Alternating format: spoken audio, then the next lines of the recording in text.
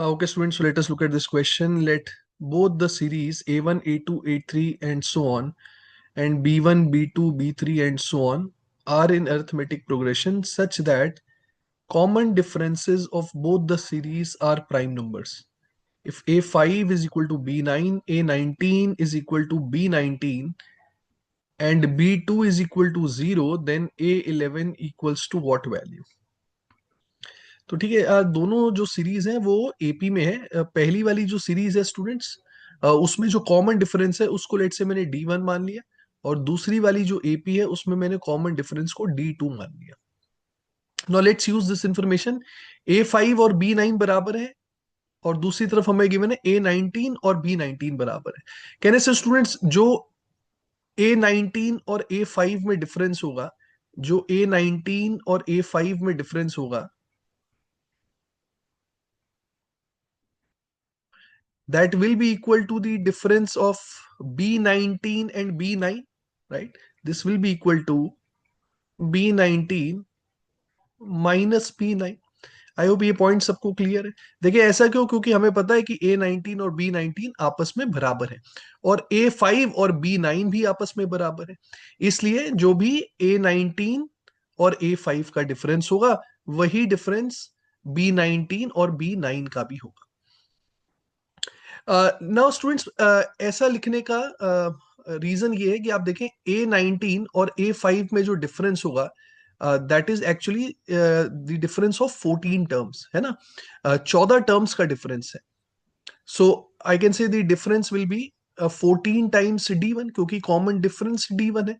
आप इसे इस तरीके से भी सोच सकते हैं, A5 मतलब फिफ्थ टर्म, है ना। फिफ्थ टर्म को हम कैसे रिप्रेजेंट करते हैं? A+4D हम लोग बोलते हैं ना, A+4D। और A19 मतलब 19th term, that is A+18D।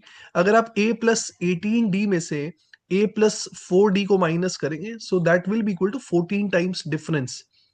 Now difference here I have taken it to be D1, so I'll get 14 times D1 here. And similarly students, B19 और B9, इनमें 10 terms का difference है, right? So I can directly say it will be equal to 10 times the common difference, that means 10 times D2. From here we'll get D1 is to D2, which comes out to be 5:7। अब क्योंकि ratio 5:7 आ रहा है, और question में हमें already given है कि जो डिफरेंसेस है वो प्राइम नंबर्स है, मतलब D1 की वैल्यू 5 होगी ही होगी, और D2 की वैल्यू 7 ही होगी। Now students, let's use this information. B2 is given to us as 0।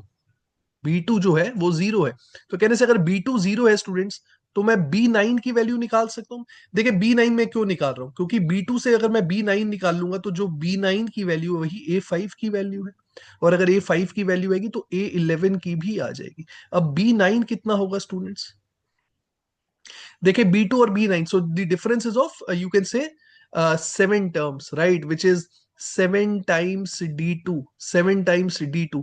Now D2 here is 7, so 7 into 7, that will be 49।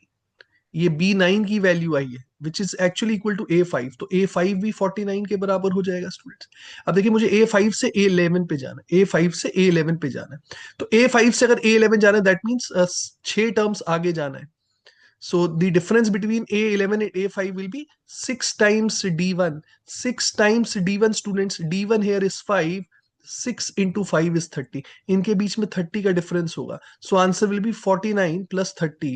79 will be the correct answer, which is option 1. I hope this question is clear to everyone.